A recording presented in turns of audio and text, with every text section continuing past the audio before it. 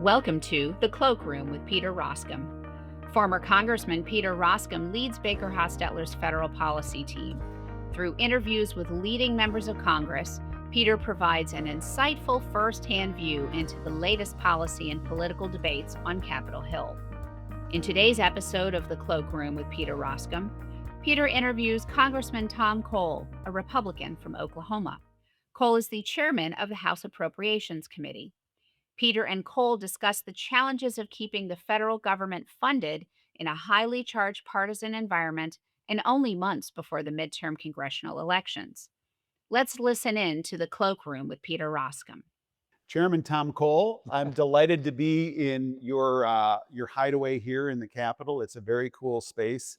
It does smell like this is the source of the tobacco skiff, as I'm told it's called. The cigar skiff, where cigar smokers will gather under your warm embrace and your hospitality. Happy to have them. You and I have known each other about 20 years. Yeah. And I remember when you came in and campaigned for me in 2006, when I first came to Congress. You had been in Congress 2 terms before that and were active and political. But your origin story goes way back. And I want to touch on that and then get some insight from you in this conversation, Tom, about how you've approached governing and how is it that you've been successful and influential, because everybody knows you are a person of consequence, and when you say things, it is significant, and you're able to move legislation, and that's an incredible accomplishment. But your origin story goes way back. You grew up in a political family. Correct. You grew up in a military family. Correct. Your mom was a state rep and an active member of the Chickasaw Nation. I'm a state senator as well and a mayor. Okay.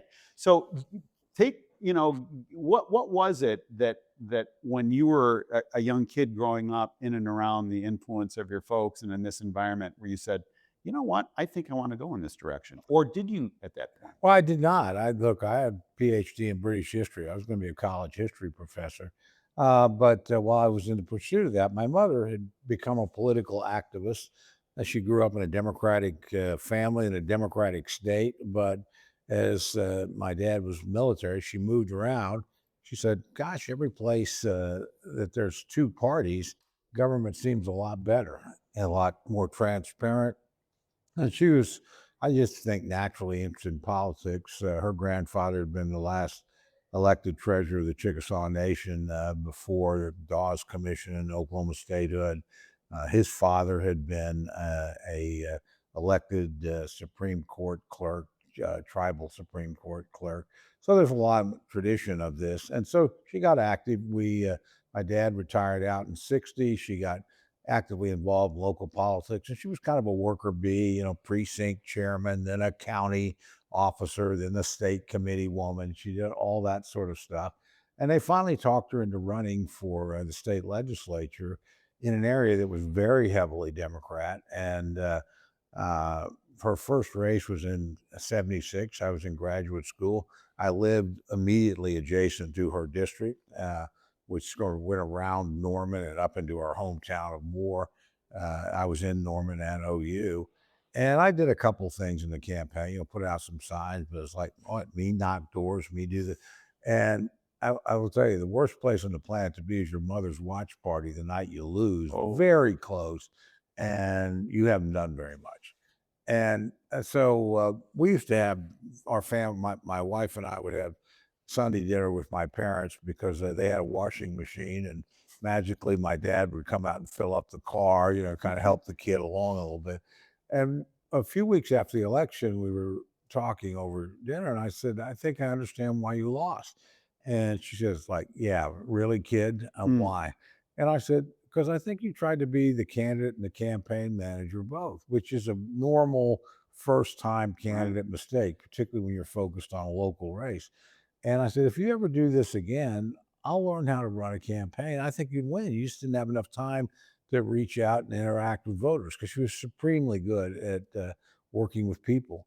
And so, February of '78 rolls around. I'm in London on a Fulbright fellowship, and my mother gets in touch with me and goes, when are you coming home? I'm running. Wow. And, she knew I was coming back in June. I was teaching European history courses at the University of Oklahoma. And so I came back, went to a little state party sponsored campaign manager school for 2 days, and met with my academic advisors and told them, look, I'm going to teach the classes because I need the money, but I'm not going to do anything else on my dissertation from now to November.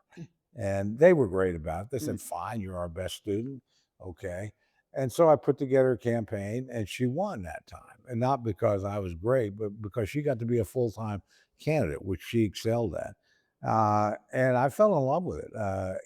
I liked doing it. And when I was a kid in high school and college, I was a pretty decent football player, D3, not serious football.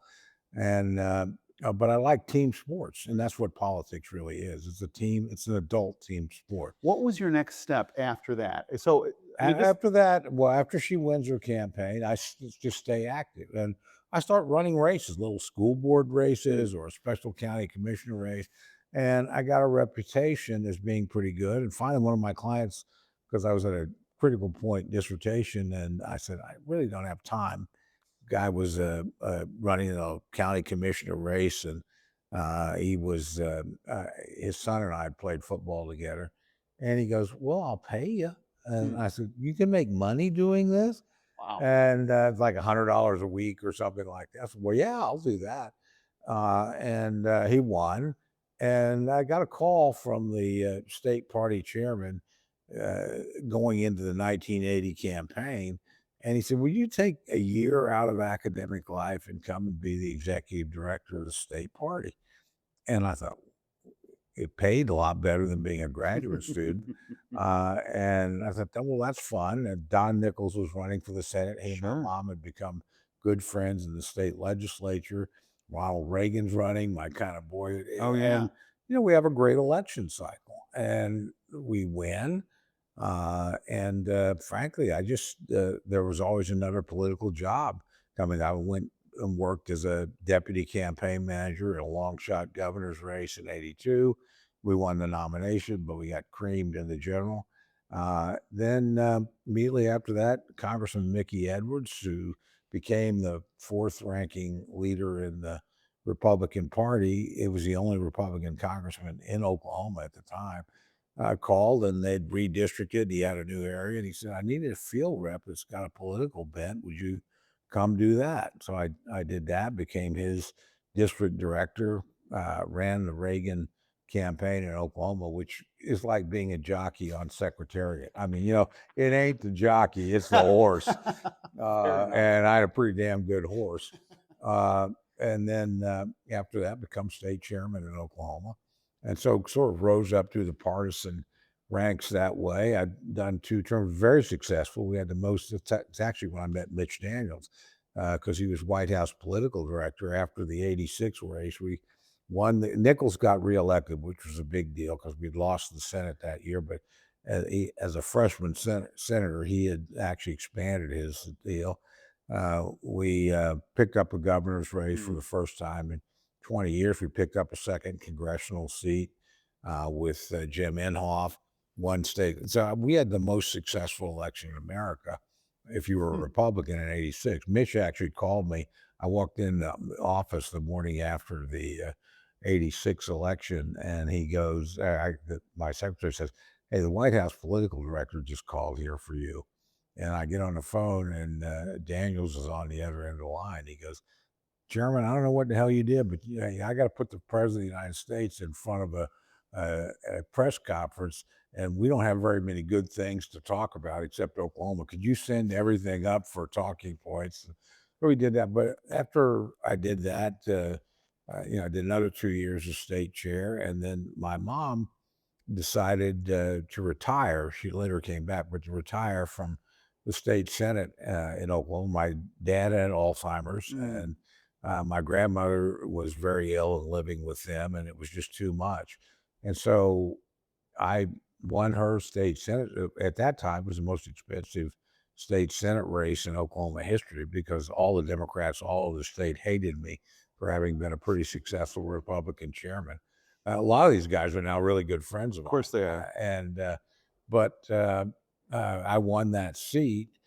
Started out, and when I'd been state chairman, I'd become very good friends with Spencer Abraham, later United States Senator from Right. Michigan, later cabinet secretary. Spence and I were the two youngest state chairmen in America. And so everybody else was older than us. So, we became good buddies. And after that election, or after 90, Guy Vanderjack, who was, longest serving Yeah. chairman of the NRCC in history, needed to clean the place up, and they hadn't had any good elections in a while. So he brought Spencer over as what was called co-chairman. And he called me and said, you need to come up to DC. I said, I'm in the state Senate. I had a political firm that my Yeah. political director and finance director and I had set up, still exists. I still own a piece of it.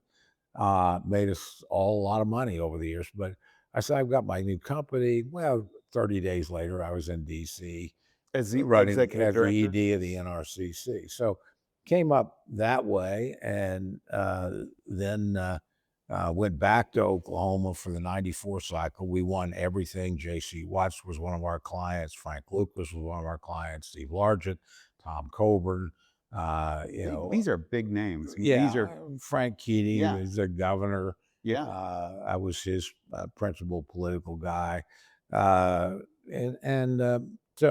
again, I going along doing that, became Secretary of State, which is an appointed position in Oklahoma, and really not heavily involved in elections. It's really, I turned it into some sort of being the consigliere for the governor. And come 19, we win the re-election. All my clients are doing good.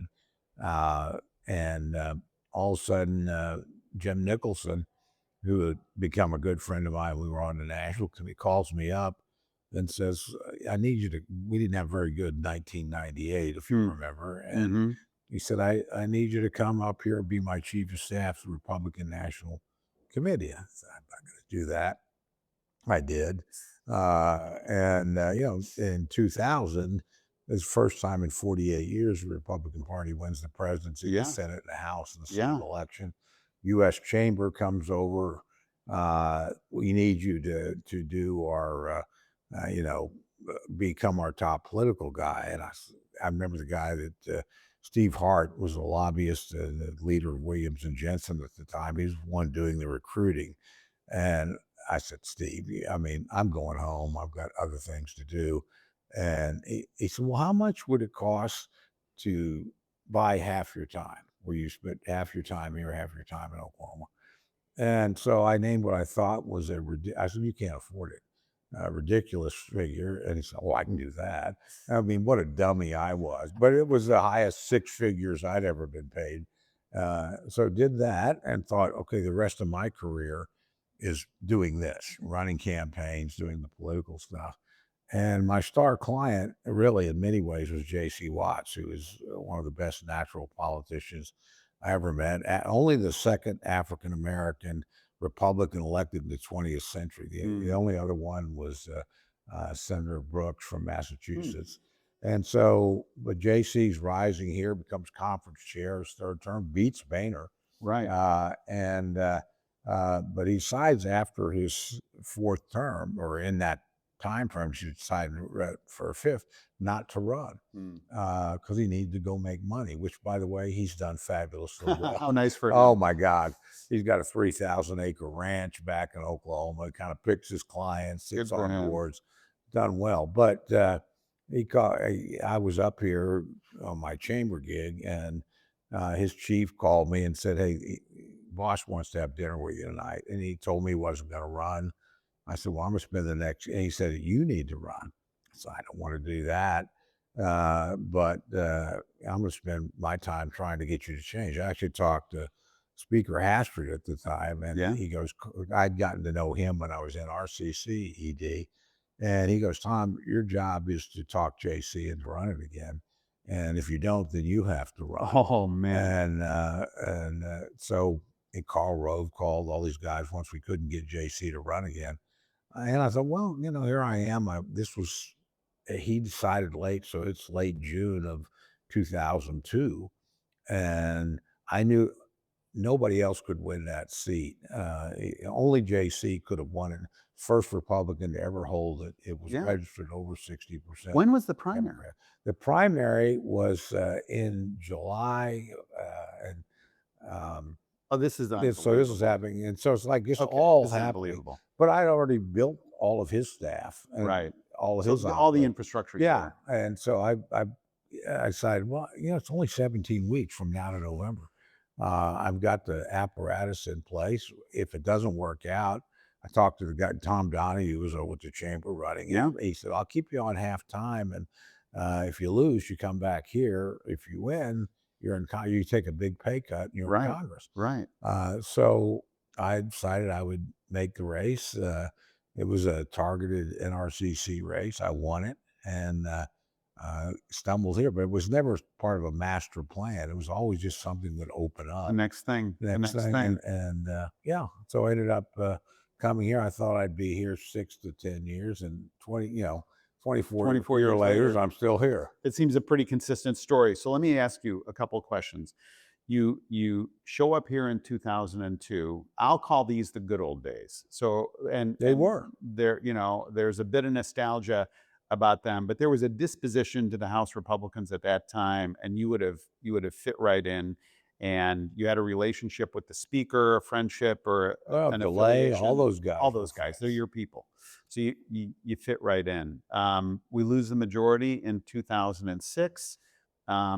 Regain it in 2010. You're in the middle of that. You're the chairman of the NRCC for part of only that for time. the first 2 years. Okay. Because in 2006, as you alluded to in our previous conversation, Boehner and Blunt run against one another. Yeah. I'm the only deputy whip. Back then, becoming a deputy whip was a big deal. Yeah. And I was, in my second term, I'm the only person in our class, which was a big class, that Blunt has tapped as a deputy whip. Nobody else made it before their fourth term. And so I'm close to him, but I was also close. I knew Boehner, again, when I was doing chamber work, and a great guy. I asked to go to his committee, as a freshman. So, but I That's ended a up. tortured position, by the way. Yeah. So you got a relationship with both of these guys, but you went with Blunt. I went with Blunt, which Boehner a won. decision I've never regretted, but it really upset Boehner. So he tried to beat me in 2006. I ran for NRCC chair, and once I'd chosen Blunt, which again, all that was happening separately, he never forget. Well, he didn't forget it then. So he tried to beat me for NRCC chair. He couldn't. But come 2008, we had another difficult You guys year. ultimately reconciled. Oh yeah, no, Yeah. I consider him a very good friend, and but for about 2 years, I was so deep in the doghouse I couldn't get my snout out the door. But you just go back to work. You raise money for people. You work hard. You play with the team. And literally, the day before the new majority showed up, we were having a conference, and he gets up and he's going down. He's thanking Eric Cantor, and he's getting down the list of all his guys that had all played critical roles in coming back. And he said, and he gets to NRCC chair, which was Pete Sessions, good friend of mine, but we ran against one another twice. I won the first time. Second time, I withdrew pretty dramatically right on the eve of the deal. I think I was still in the race, but the speaker was the leader was openly opposed to me, and I thought, this isn't a good thing. It's Right. not, we're going to stay adversaries. So I stepped back from that. But anyway, Boehner gets up in 2010 at this last conference before we bring the new guys in to swear in. He said, hey, by the way, 2 years ago, they're talking to the conference. There was an NRCC race, and I got in it in a very big way. I mean, publicly endorsed me as being a leadership race.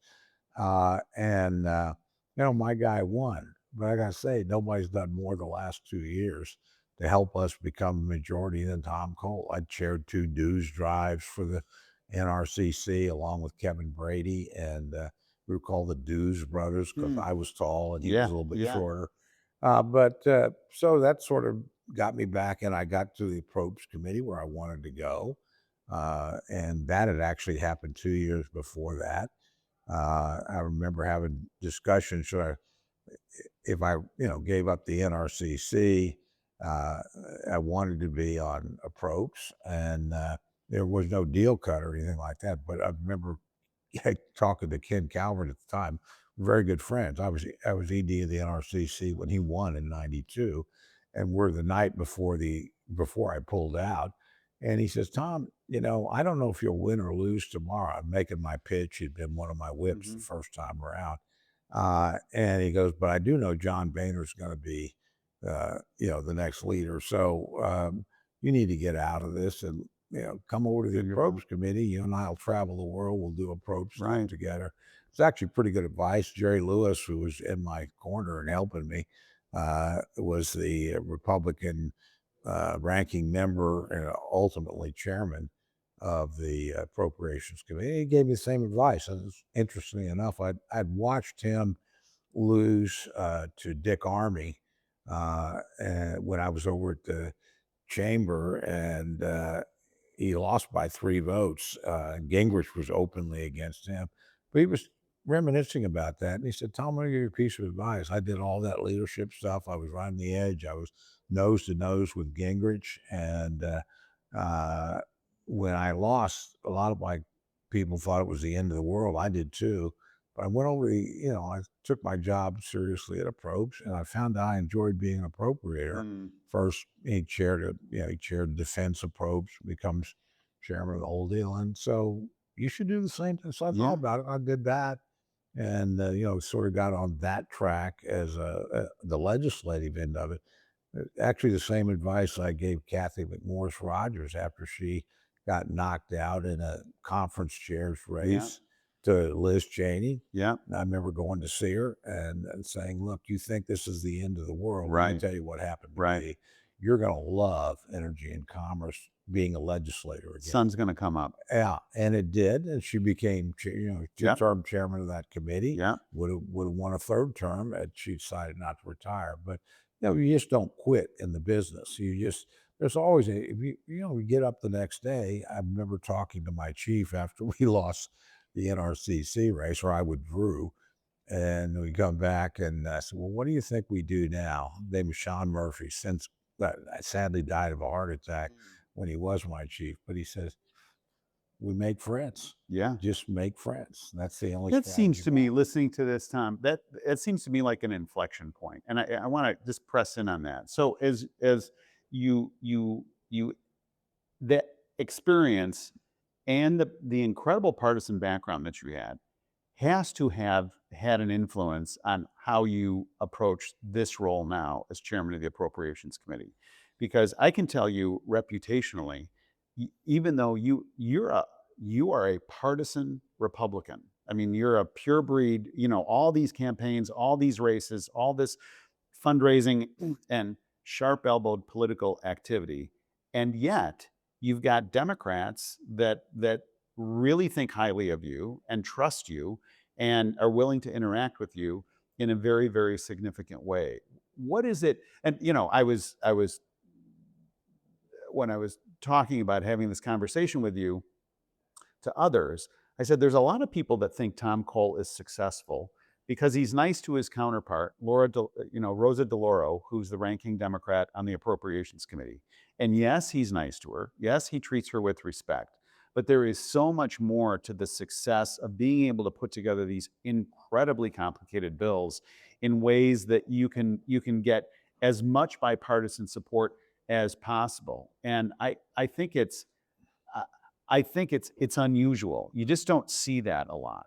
How when the different classes have come in. So in the group of 2010, the Tea Party group comes in, fire and brimstone, change the world and so forth. The the the analog equivalent of that, the Freedom Caucus and so forth. How have you approached those groups to try and get them to yes Well, you on these usually various know things? the things you can't work on together. You figure out the things you can. I mean, Rosa and I, we've been on a committee, but we hadn't gotten to know one. I became chairman of Labor H. most difficult one of the, I mean, nobody above me in seniority wanted to do it. We hadn't gotten a bill out in 5 years. The Labor, Health, and Human Services Subcommittee. Correct. Completely Largest miserable. domestic spending. Super controversial. Yeah. It's a complete nightmare. So I called Rose up, who had been the ranking member there for a number of years, and I said, "Why don't we have breakfast?" And we got to know one another. And I said, "We're going to have a lot more hearings than we had because I want to figure out the things you and I and our committee could work on together." And we figured it out over several meetings. Well, we both like biomedical research, so we can do that. We both liked early childhood, which is a really good investment for the country to make. And finally, we both like to do things for first generation college kids because I think that changes the whole trajectory of a family if you can get them into college. Nobody's gone before. Everybody wants their kid to go, but they don't know much about it if they've ever gone to college. I mean, that had been my experience growing up. And so we found the areas we could work together. We got to, obviously 8 times in a row, we'd always start in a different place. 4 years I was chair, 4 she was chair, but we could always get to the same place where we could vote for final passage because we knew the areas we had. I'm a pro-life Republican. We're not going to agree on abortion. We can spend our time fighting about it. I'm not trying to move you. I'm not moving from my position. We're not going to agree on the gun issues. I'm a Second Amendment, classic kind of Republican, and we're not going to agree on a lot of things. But you find the things you can work on together. You create, some success in that.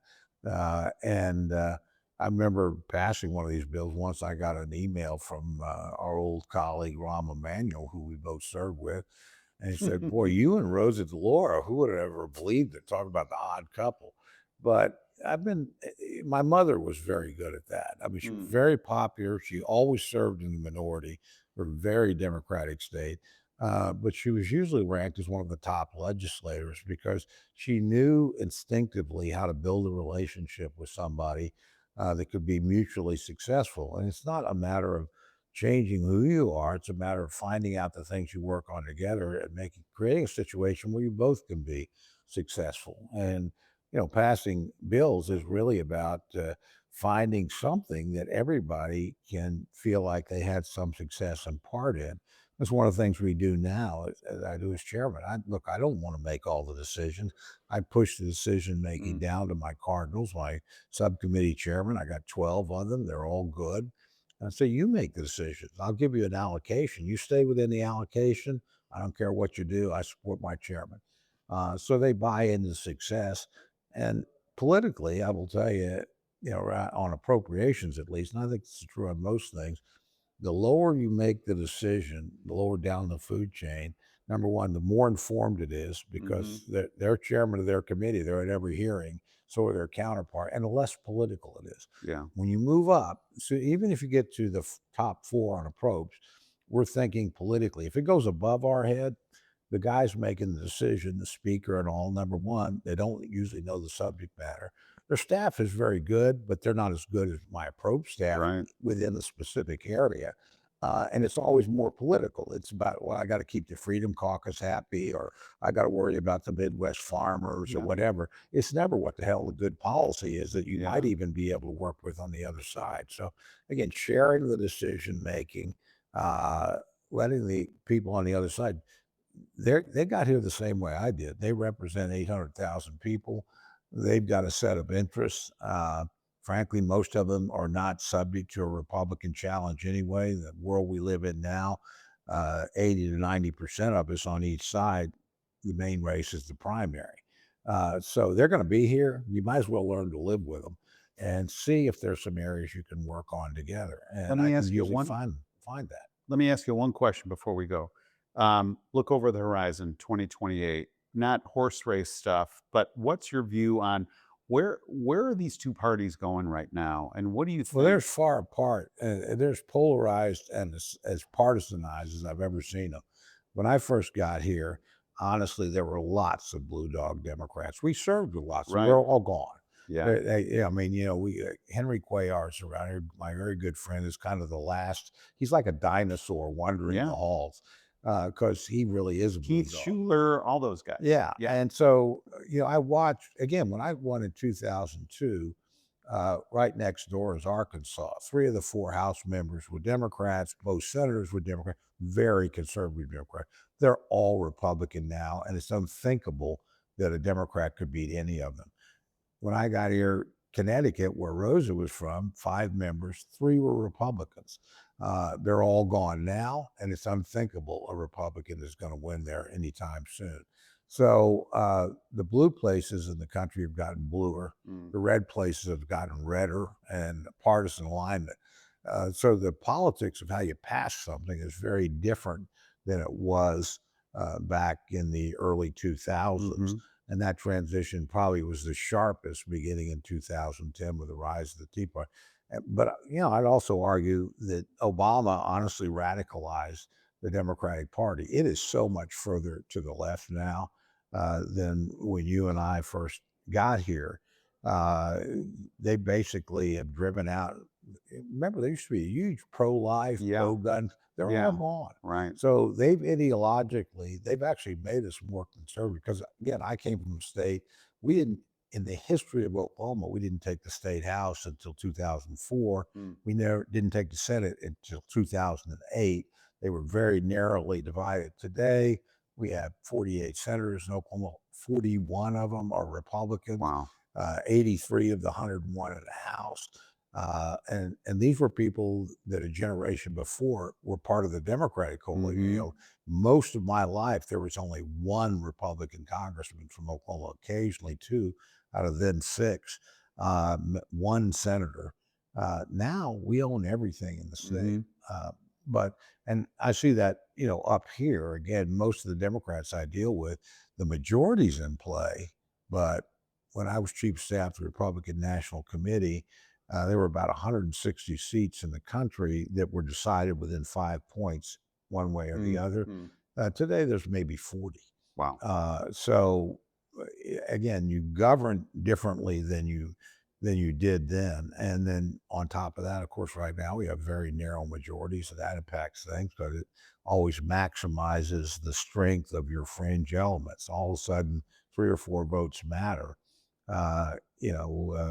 That's not always the case. We passed the first Trump tax cuts in 2017, and we lost like 12 or 14 Republicans. We lost all the folks in the Northeast. New York, over SALT and things like that. Can't do that anymore. Right. At least not right now. So again, but political chessboard changes, but good players are good players. That's so well said. And let's leave it there. So I have one suggestion, that if you ever have a podcast, you should call it the Cigar Skiff with Tom Cole. But for now, this is the Cloakroom with Peter Roskam, and I'm really grateful for your time today. Peter, thank you. Great to see you again. Thanks, Tom. Thank you, Peter and Congressman Cole. If you have any questions for Peter, his full contact information is in the show notes. As always, thanks for listening to Baker Hosts and the Cloakroom with Peter Roskam. Comments heard on Baker Hosts are for informational purposes and should not be construed as legal advice regarding any specific facts or circumstances. Listeners should not act upon the information provided on Baker Hosts without first consulting with the lawyer directly. The opinions expressed on Baker Hosts are those of participants appearing on the program and do not necessarily reflect those of the firm. For more information about our practices and experience, please visit bakerlaw.com.